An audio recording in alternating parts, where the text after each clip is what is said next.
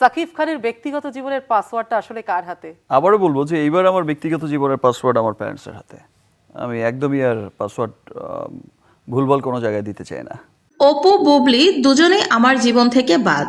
এদের কারো অস্তিত্ব আমার জীবনে নেই। একজন ভুল মানুষ দেখে আমি আরেকজনকে বেছে নিয়েছিলাম, কিন্তু বেলা শেষে গিয়ে দেখলাম দুজনেই ভুল মানুষ। এখন আর আমি অপু বুবলি কাউকে নিয়েই ভাবতে চাই না। আমার সিনেমা, আমার দর্শক নিয়েই আমি আগাতে চাই সামনের দিকে। কিছুক্ষণ আগে একটি অনুষ্ঠানে উপস্থিত ছিলেন মেগাস্টার শাকিব খান।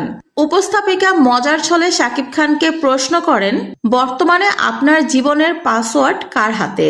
কার সাথে আপনি জীবন কাটাচ্ছেন? আপনার জীবন সঙ্গীকে। উত্তরে শাকিব খান বলেন, আমি আর ভুলভাল কারো হাতে আমার জীবনের পাসওয়ার্ড দিতে চাই না। আমার জীবনের পাসওয়ার্ড শুধুমাত্র আমার ফ্যানদের কাছেই থাকুক। কোনটা ভালো কোনটা মন্দ আমার ফ্যানরাই ঠিক করুক। আমি জীবনে দুটো মানুষকে পছন্দ করেছিলাম, দুজনেই আমার জন্য সঠিক নয়। বেলা শেষে গিয়ে দেখেছি দুজনেই হচ্ছে ভুলভাল। তারা তাদের প্রয়োজনে আমার কাছে এসেছে, আমাকে ব্যবহার করেছে, আমাকে সিঁড়ি বানিয়ে উপর দিকে উঠেছে। তারপর তারাই আবার আমার নামে নানান রকম বাজে কথা বলেছে। এই সবকিছুই আমার ফ্যানরা সবাই জানে। এগুলো কোনো কিছুই কারো কাছে অজানা নয়। এই দুইজন মানুষের একজনও কখনো বোঝার চেষ্টা করেনি আমি কি পরিস্থিতিতে যাচ্ছি, আমার জীবনটা কোন দিকে মোড় নিচ্ছে। আমার খারাপ সময় একজনও আমার পাশে থাকেনি, না বুবলি না অপবিশ্বাস। জীবনে বেশ কয়েকবার খারাপ সময়ের মধ্য দিয়ে গিয়েছিলাম, তখন কাউকে পাশে পাইনি।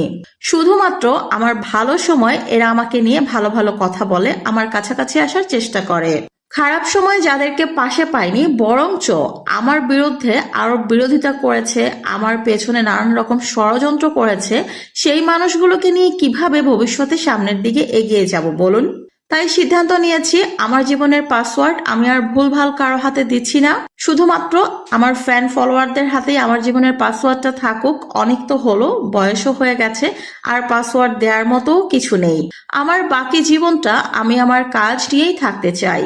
কিভাবে সিনেমাকে আরো উন্নত করতে পারি, আমাদের বাংলাদেশকে পৃথিবীর মাঝে আমি রিপ্রেজেন্ট করতে পারবো, সেই চিন্তাই আছি। সেভাবেই নিজেকে গড়ার চেষ্টা করছি প্রতিনিয়ত। পরিশেষে শাকিব খান বলেন, সবাই আমার জন্য দোয়া করবেন, আমার আগামী দিনগুলো যেন আরো ভালো হয়, আমি যেন আরো ভালো ভালো কাজ সবাইকে উপহার দিতে পারি। তো ভিউয়ার্স, শাকিব খানের এরকম কথা শুনে আপনাদের কি মনে হচ্ছে? সত্যিকার অর্থে কি শাকিব খান নিজেকে পরিবর্তন করে নিয়েছেন, নাকি আবারও সামনে অন্য কাউকে নিজের ফাঁদে ফেলার চেষ্টা করছেন? কমেন্ট করে জানান।